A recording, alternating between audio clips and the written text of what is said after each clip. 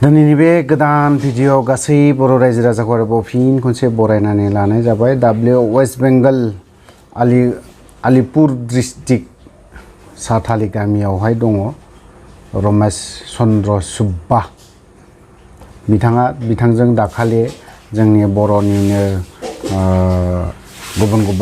दैदेनगिरिफोर कयेकजन दैदेनगिरिफोर दावराव देख्रेब सार बिथांमोना माखासे खोथा सावरायहैलायदोंमोन ओंखायनो दा बिथां रमेश चन्द्र सुब्बा बिथांनि जाखिनिखौ बाथ्रा बुंनाय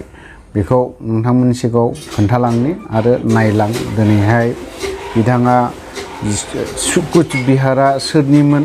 आरो जों बर'नि ना कच राजबंशीफोरनिमोन बेखौ एसे खोनासंनानै लानि बिथाङा गोलावै खेंफोरथिखौ होदों बिदिब्ला दान्दिसे खोनासंनानै लानायसै कुचबिहार रायजोआ जोंनिसो जों बड' हिसाबैहाय गोदो बे कुचबिहार राजाखौ जों दादों दा बेखौ बयबो मिथिनानै ला बुजिनानै ला आरो गोबावसिन बांसिन मिथिनो लुबैला इतिहास माने जारिमिनखौहाय नोंथांफ्रा बिजिरनानै नाय थेवबो नायग्रो कुचबिहारनि रायजो दानाया जाबाय माने हावरियानि फिसाज्ला बिशु सिंह सानै फिसा हौवा दंमोन बिशु सिंहआ राजा जाया सिशु सिंहआ जाबाय सेनापतिमोन बिनि सिशु सिंहआ दा बिसिनि बिफानि हावरियानि बिफानि मुङा जाबाय दमबाबु बे बिशु सिंहनि फिसालानो नरनारायण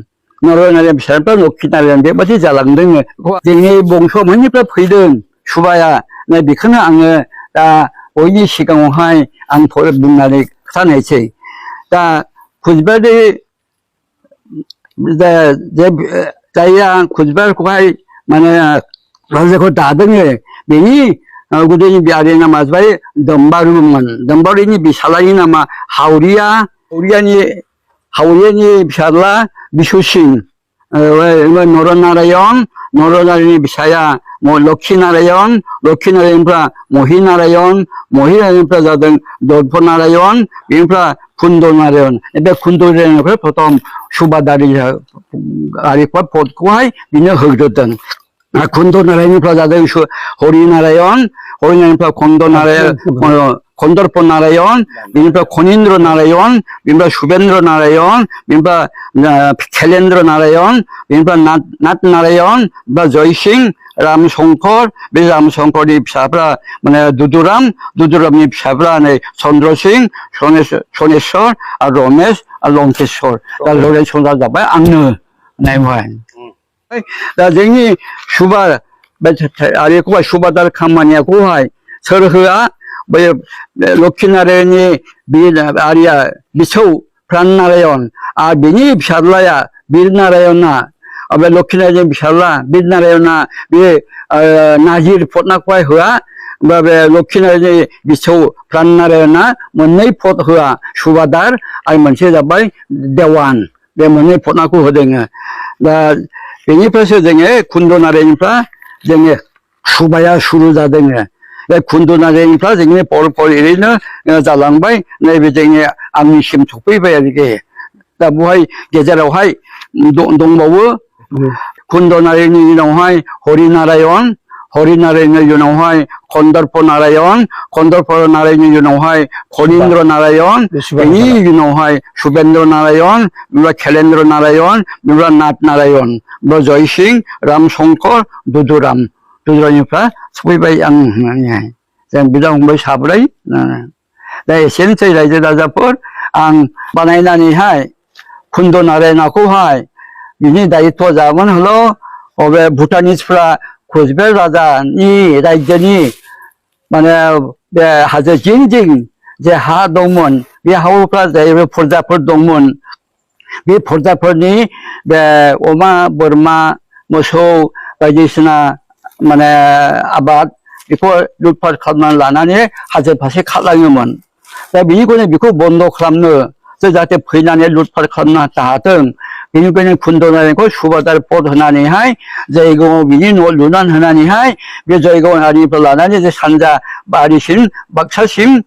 बावजोंहाय सुनाबहा बे खुजबानि जे एलाका बेवहाय नैबेखौहाय जिर'निफ्राय फुन आरिफ्रा भुटानिसफ्रा फैनानैहाय लुटपाट खालामनायो बे लामाखौहाय माने डिउटि होनो सुबादार दोनना